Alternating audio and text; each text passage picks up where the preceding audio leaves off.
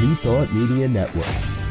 We are a global broadcast network of positive music, media, and entertainment, inspiring humanity's evolution along the journey of enlightenment and creating a world of love, peace, empowerment, and prosperity for all.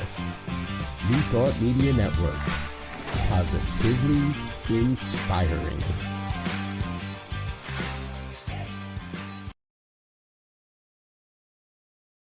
Welcome to Girls Behaving Metaphysically. Your hosts are two girls who believe that life is awesome, that laughter heals, and that it's possible to find deep spiritual insights in everyday experience. Here come the girls. It's more than practical. Here come the girls. Way more than merely factual. If you want to know the secrets of a life that's free, listen to Girls Behaving Metaphysically.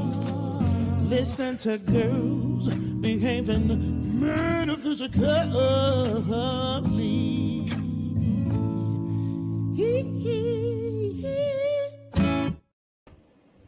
Hello, hello, hello. Welcome to Girls Behaving Metaphysically.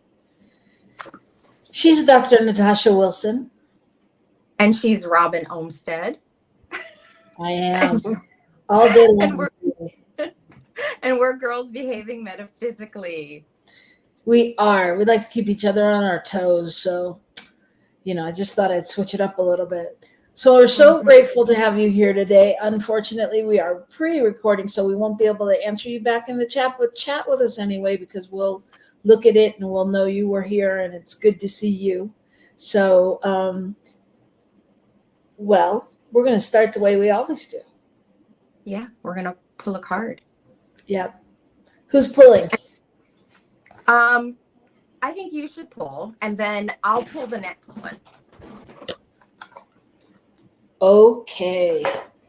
Well, I don't know why, but I opened the Eckhart Tolle cards, The Power of Now. I don't even know if I like these cards, but let's see. Let's see what we think of these cards. You tell me when, sister. All right. When? All right. So this one says, the wisdom of surrender. Anything else? Geez, I don't know if we could do a show on that. The wisdom of surrender. Let me read to you what it says on the back. It says, whatever the present moment contains, accept it as if you had chosen it. Accept, then act. Always work with it, not against it. Make the present your friend and ally, not your opponent. This will miraculously transform your whole life. Yeah, I don't really like these cards. Why, Robyn? Is it because you want to fight the present? I don't know. I guess I'm having a hard time surrendering. Yeah, surrendering to the present? Just surrendering. Yeah, I mean, there's nothing but the present. So right. So, but what's coming up that... I'm just kidding. It was just a joke. I'm just kidding. I'm fine. Surrender is good. I love surrender. We know it. You love surrender? Yeah, I do. That wasn't sarcastic or facetious. No, it wasn't. I love surrender. I do. Okay. I do. Okay. No sarcasm. I love surrender. I really do. I think that it's. Tell us again. No, for me, it's about transformation, and it's usually something that takes me beyond where I thought I could go. So for me, it's always kind of an invitation into a new portal. So, that doesn't mean I go through it easily and effortlessly in, the most highly metaphysical way. I mean, sometimes I go kicking and screaming, but it doesn't mean I don't like it at the end of the day. Yeah. It's like once you're doing the surrender, because I normally fight first I fight, and then I'm exhausted, and then I surrender, and I'm like, oh, this is so nice. So nice. Why didn't I do this first? Why did I do this to begin with? Yeah. Right. Right. Yeah. Yeah. Well, do you think that surrender is a learned behavior? Do I think it's a learned behavior? I don't know. Do I think it's a learned? I think it's something that we learn to practice consciously, or that we can learn to practice consciously. Because I think at some point we all have to engage in surrender. It's just, do we do it from a place of consciousness and presence, or do we do it from, I guess, from a lack of consciousness, and we just fall into it, as you know, because we're tired? I think we can learn to practice it as a spiritual principle. I think we can do that, but I think ultimately we all learn it, because eventually we all die, which I think is the ultimate surrender, maybe. I don't know. It depends on how we look at death. You know? Well, we're surrendering the physical body no matter what. So we have to surrender that. Yeah. Well, I mean, I think that's, I think for me, that's kind of part of the question is, it depends what we're surrendering to.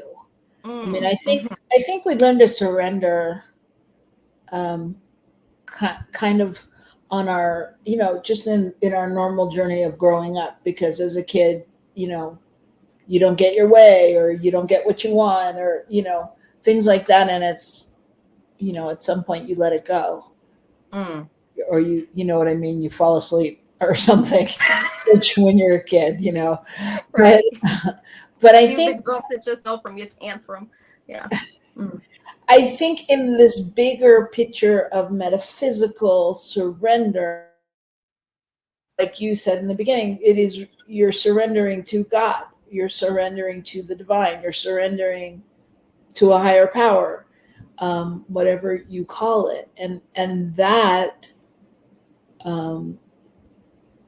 I mean, I think, yes, like you said, it is, I think that's more of a conscious choice. And I do think I think, because I haven't really thought about it. I think it's it is kind of a learned behavior, because, depending upon how you were raised, but certainly, I don't think I was raised in that way where we just surrendered everything to God, However, I will say that, my grandmother,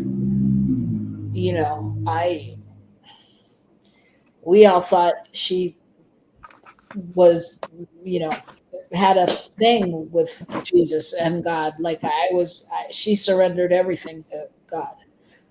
And my mom, although she didn't do it, she was clearly connected to something, because we spent a lot of time. I mean, we were she was Jewish. My mom was Catholic. She became Jewish.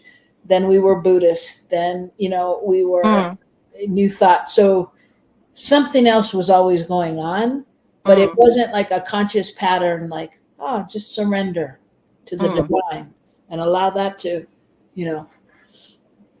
take you away. You know what I mean? So I don't know. Yeah. I don't know.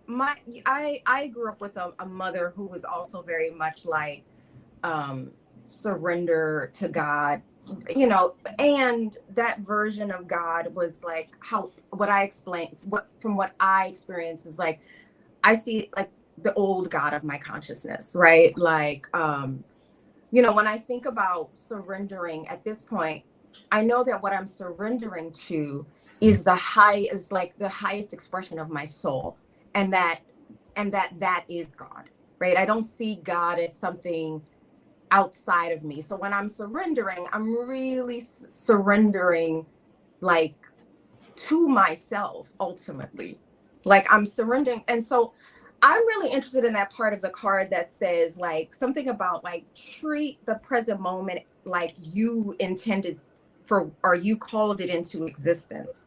I feel like that's something that I literally was sitting with in a really deep way on yesterday. Because I have a person in my life that really causes, really activates big feelings in me. And in a lot of ways, I'm kind of stuck with this person. And I'm not talking about my husband, by the way, because I'm not, there's divorce.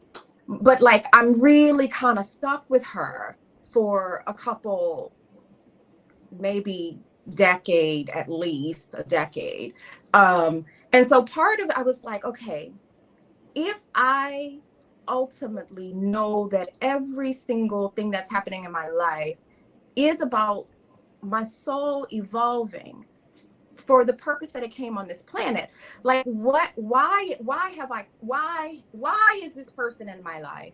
Right. And it's because it's triggering all of my anxiety. Like I can't even explain how anxious I was yesterday after like having to deal with this person. And I'm like, that's when I think this stuff gets real. So what I ended up doing was I sat with my journal, because I was like, I'm not going to have a glass of wine. I'm not going to have a glass of wine because I know that's not the answer. I know having a glass of wine is not the answer. So I sat with my journal and I was like, what are the things about her that really annoy, like really activate me the most? And then the question I asked myself is, where does this stuff exist in me? Mm-hmm. And what do I do with this? What do I do with what exists? I wish I had, do I have my journal right here? I'm just going to look because, yep, I do. Let me see exactly what I wrote. I won't say any names, but I'm just going to read what I wrote. It says, I just want to go away. I know the issue is with blank because blank has gotten under my skin.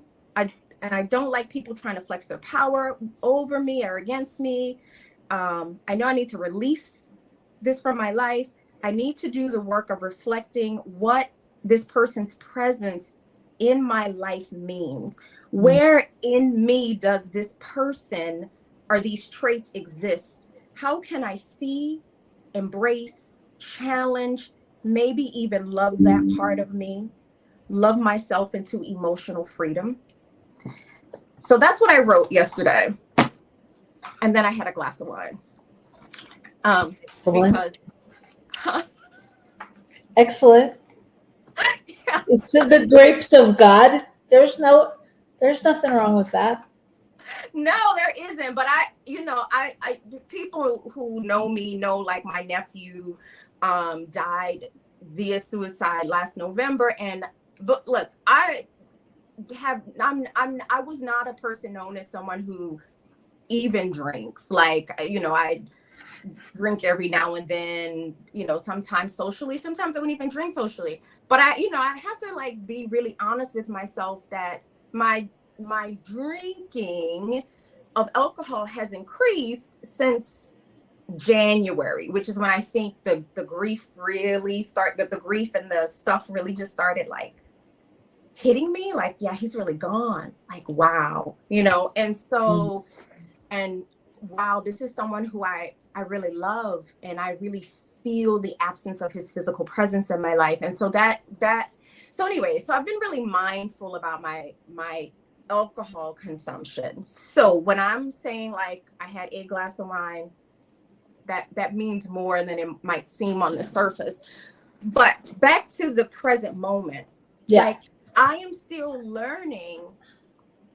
I know what it is. I said this to my friends yesterday because I was actually supposed to meet up with a friend, but my anxiety was so activated that I just couldn't do it. I just like, I can't. So that's why I came home and I did the writing. And I did start to realize, right? So there are parts of me that learned how to move through the world through manipulation, because this is one of the things I don't like about this person. And there was a time in my life that, yeah, that was how I moved through the world. But it was so unconscious in me. And there would be a time where I would be really embarrassed to admit that. But I'm not. And I feel like that part of me needs my love and attention so that I'm not getting activated around it. And so I feel like that is how I make the present, what's happening in the present, an ally, as opposed to fighting against it. But it's not easy. No, it's not. But I mean, when you were talking about it and you said something about, you know, you don't like people having control over you or power over you, kind of thing.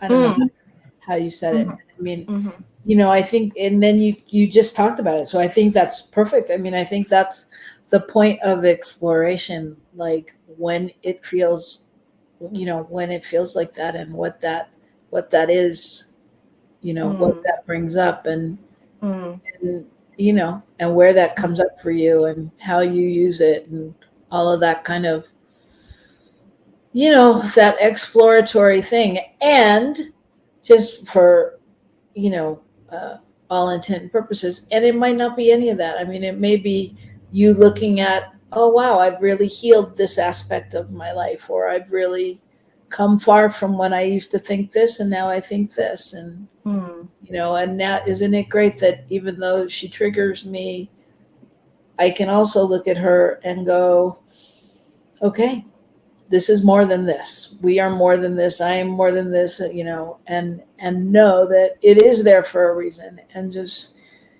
you know, continue to recenter, you know. Yeah.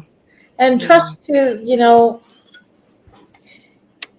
with the people that are in our life for a long time and the ones that we have no real control over, you know, based on our family relations and things, you know, it just went out of my head what I was going to say, because a person popped into my head that I could hold in the same place that you are holding that person. But yeah, I mean, they are there for a reason. They are there for a reason. And I think the other thing that's, for me anyway, my learning with the person in my life like that is that so many learnings, but on one level, it's trusting love and knowing that you're doing what you're supposed to be doing for the rest of your family, and for all involved, and anchoring and doing, and that nothing can change that. She can't change that. Even when she thinks she's gonna ruin your life, or do this or do that, and you're gonna learn not to do that, she can't. You are in control of you. Yeah. You know? Yeah. It is a learning though. Because I also realize when people feel very disempowered and they're unconscious about it, like often what they try to do is find a way to disempower other people. But the thing is, coming back to, I think that's the beauty about coming back into the, like, staying with the present, right? Not trying to push it or move it.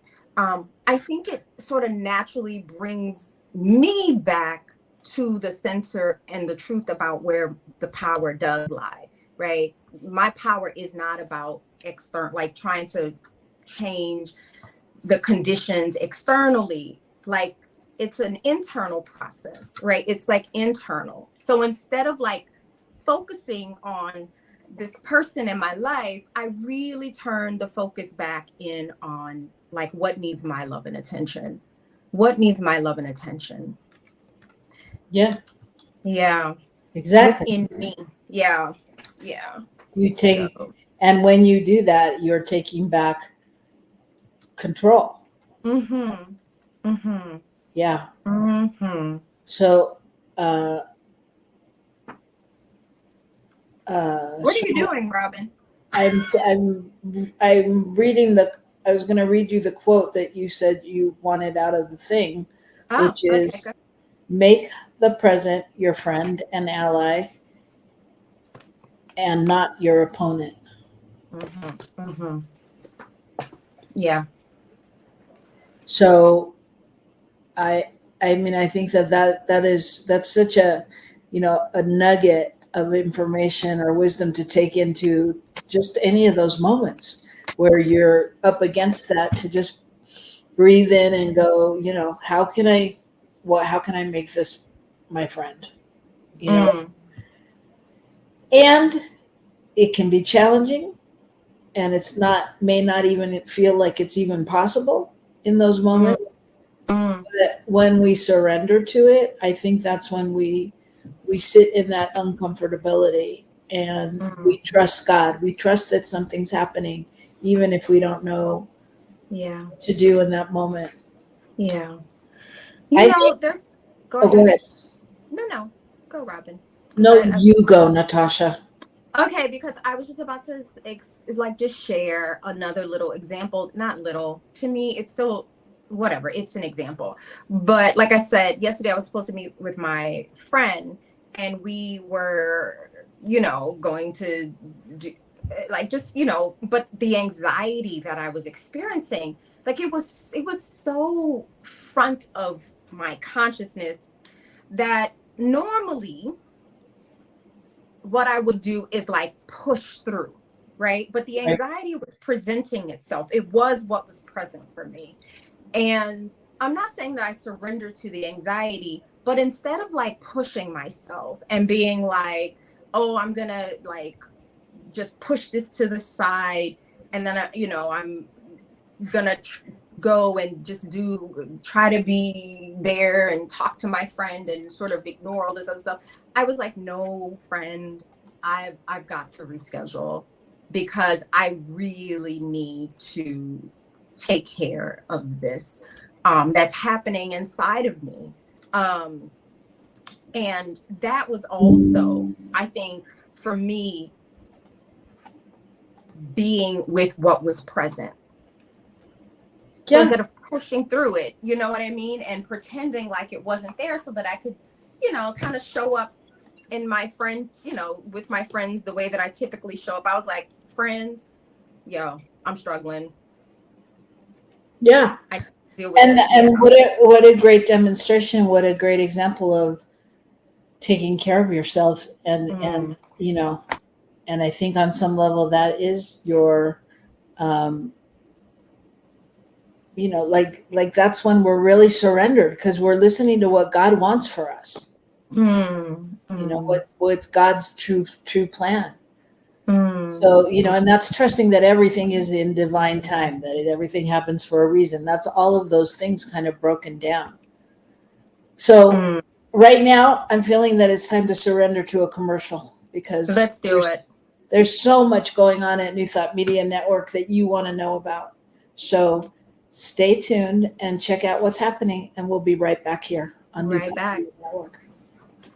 Please help us say thank you to our organizational sponsors, including the Hefferland Foundation, Affiliated New Thought Network, International New Thought Alliance, Science of Mind Archives and Library Foundation, Center for Spiritual Living Denver, Center for Spiritual Living Midtown, New Thought Philadelphia, Planned Happiness Institute, Summit Center for Spiritual Living, One Heart Retreats, Center for Spiritual Living on the Lake, Unity Kitchener, Unity Spiritual Center Ottawa, Om Center for Spiritual Living, Satya Center, Begin Within Ministries, Center for Spiritual Living North Jersey, Unity of Savannah, and the Center for Spiritual Living Seattle,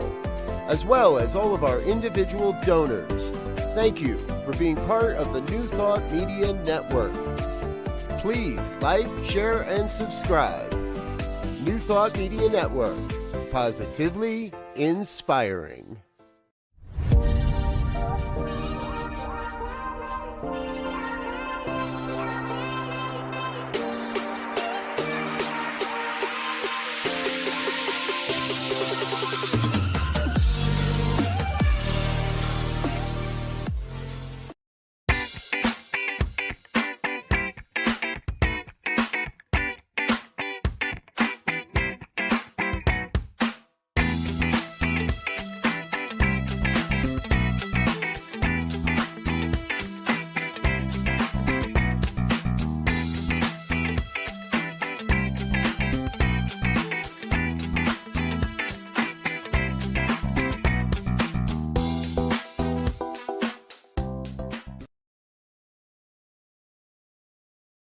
Welcome to Girls Behaving Metaphysically. Your hosts are two girls who believe that life is awesome, that laughter heals, and that it's possible to find deep spiritual insights in everyday experience. Here come the girls. It's more than practical. Here come the girls. Way more than merely factual. If you want to know the secrets of a life that's free, listen to Girls Behaving Metaphysically. Listen to Girls Behaving Metaphysically.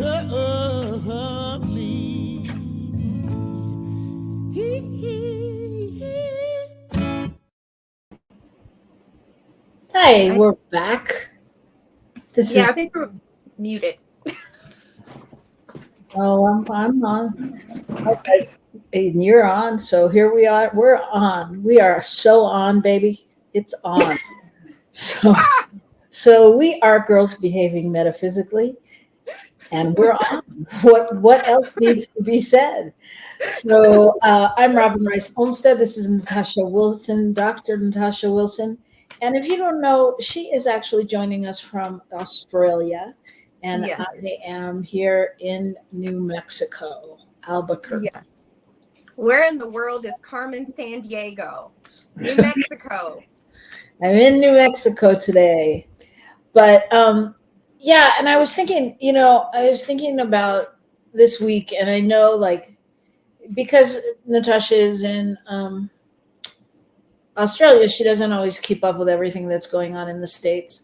But I was just thinking about how we do have, like, I don't know what we have, 70 days, 68 days, whatever it is we have till an election. And I was just wondering if you've had a chance to look at either one of the conventions.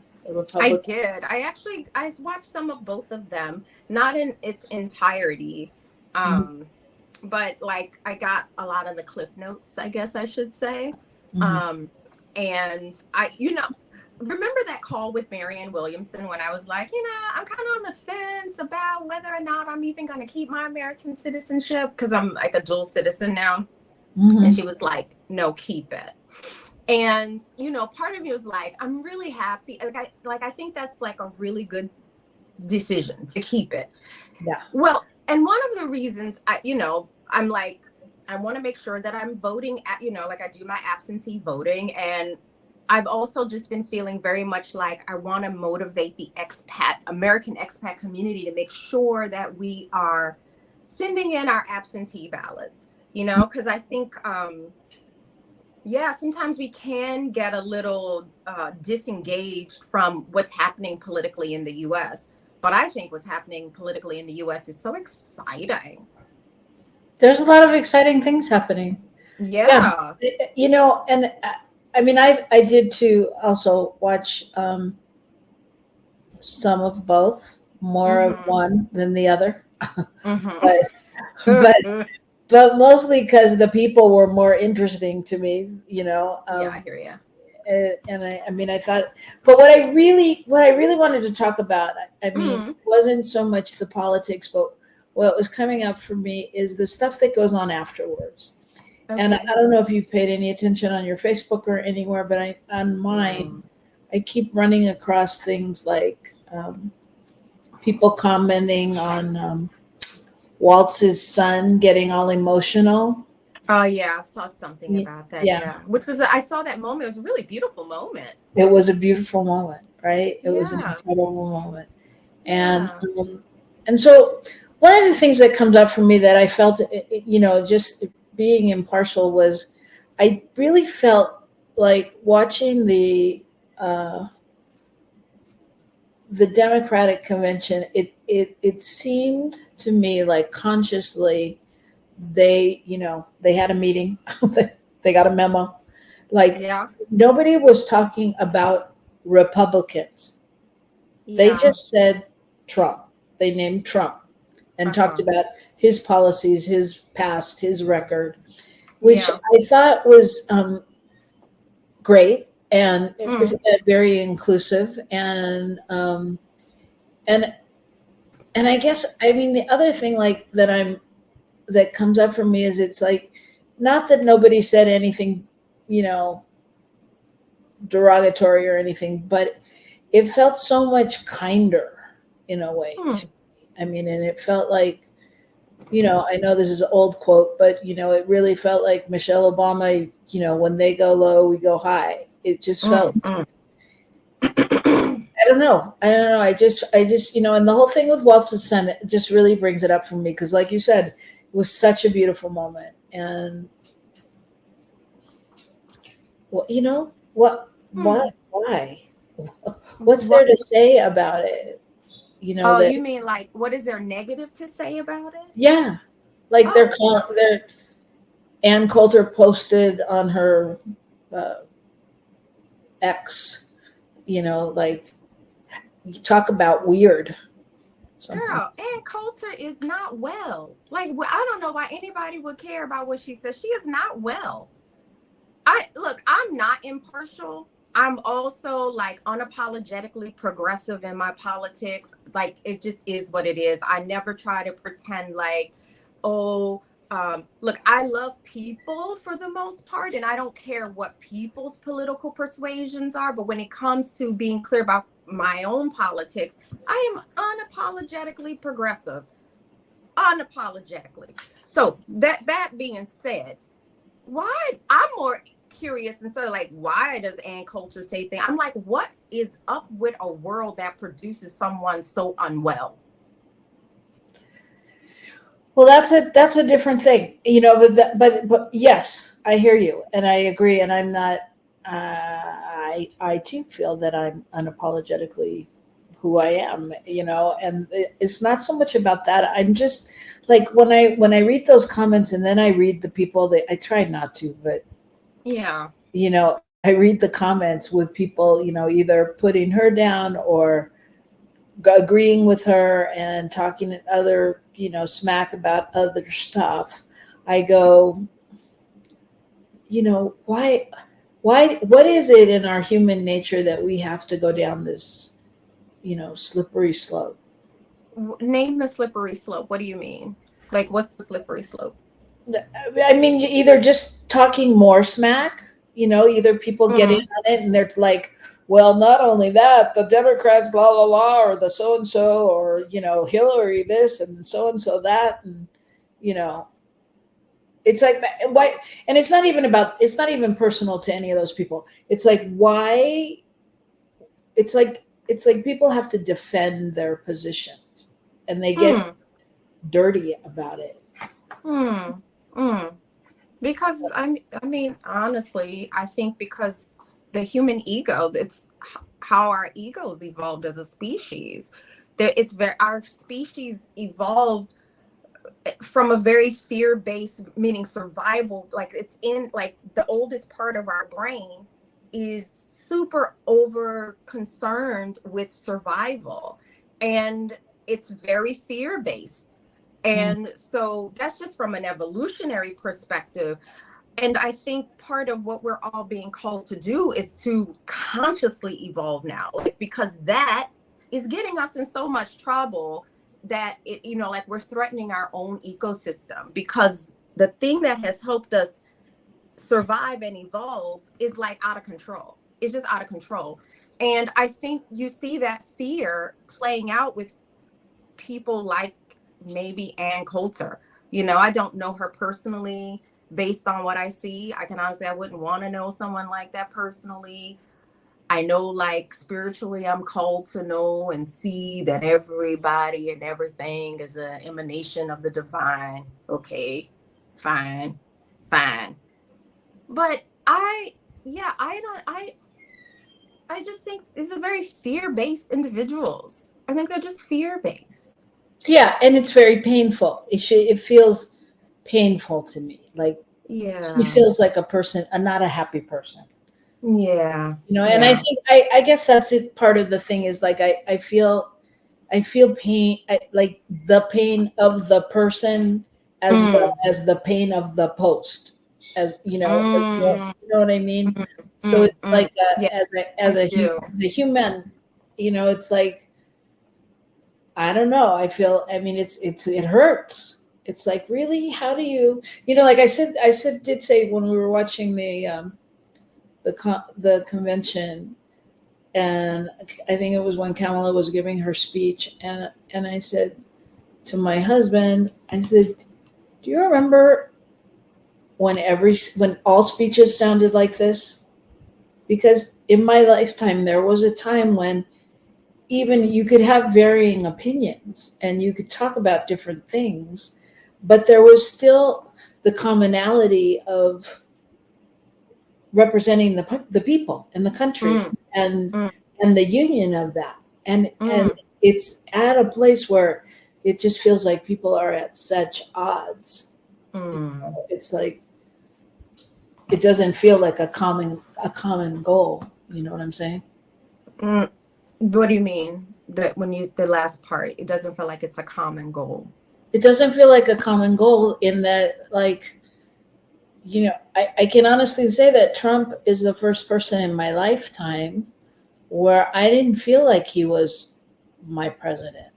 Even though I didn't agree with other presidents, like, you know, the Bushes or whoever, I still felt like they had my back, you know, even if, you know, like their policies may have been different, their politics were different, but it didn't feel like, it wasn't an us and them as much in that way. Does that make sense? I hear it does make sense. It's an experience that is not familiar. It's like kind of foreign to me in some ways. Like you know, for some reason, I don't, you know, I'm still putting my head around this. I've never really felt like any political party or candidate was like for me. I never really felt American until I didn't live in America. I understand that. Having lived in another country, yeah, I get that. Yeah. I've definitely not felt the promise of America. Like, I can honestly say I've never felt it. Yeah. I don't care what their speeches were. And so I guess, I remember when Trump was elected, I remember I was working at a community-based mental health clinic. And I remember that day, like, all of my coworkers, it was just like, I don't know, like the heaviest, most depressing energy the day we came back, the day after the election. Because I remember, like, so many of my coworkers really thought Hillary Clinton was going to be the president that next morning, right? Or be elected president the next morning. I voted for Hillary, of course. But I just wasn't carrying that same amount of whatever it is. And then I just remembered that I remember saying to someone, yeah, my ancestors, they've survived a lot. And yeah, Trump is, you know, probably horrible in a lot of ways, but like, yo, we're survivors. And so I just, because again, I've never, and this is a part of what that conversation, I'm remembering again, the conversation with Marianne Williamson, I've never felt the promise of America, ever. So only now do I feel some of that. Gotcha. I said, gotcha. Yeah, I think that's a common feeling for a lot of people. I think that there's a lot of people that have never felt the promise of America. Yeah. You know, and I don't know. I mean, we could talk about it in many ways, shapes, and forms, you know. I mean, I think for some people that may be in your DNA, you know, that may be handed down from generations of that. Another thing, other people may be a disgruntled this or a moment where, you know, they just lost hope, you know, especially in times of the past, like wars and, you know, Vietnam and, you know, whatever that have gone on in history, you know, so it's an interesting thing. And it is, you know, I think for me, you know, as we wrap it, it doesn't, the politics piece isn't the important part, you know. It's in that it's the politics of love. And if you stand for love, if you stand for kindness, you know, then we have common ground, right? Yeah. You know, so we know that, you know, our views obviously do not reflect the views of all of New Thought Media Network, nor all of our listeners. And, you know, we all have our reasons and our experiences that lead us to this. And inevitably, we surrender, right? We surrender. Look, we do surrender. And again, like, I think we have a long way to go to deliver on the promise of America. I've never lost hope, but I realize that my hope does not lie in governmental systems. And I think that's the thing that I definitely feel was handed down to me from my ancestors, that if there is going to be hope or a promise fulfilled, it's going to be with the people. Because our political systems, I don't care what they are, Republican, Democrat, whatever, there's a flaw in it inherently, and there's really a flaw in it because we have this, like, the amount that money is involved in our governmental system. And look, that is not where I don't feel that's where my hope lies. I don't think that's where the promise is going to be delivered based on who gets elected. I think the promise lies with the people.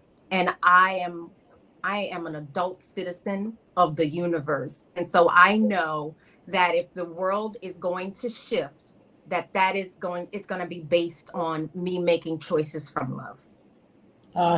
That's so right. And we could, like I said, we could talk about this forever. So maybe that's next week's topic is, where does the hope lie?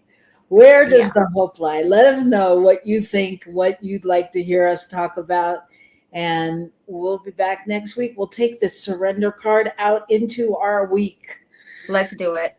We've got plenty of opportunities to surrender, and we know that there can only be good on the other end. So we will see you next week. We're so grateful that you were here. And that's it. Have a great week. And bear with us, because we should be called girls. What did I say? Girls juggling schedules.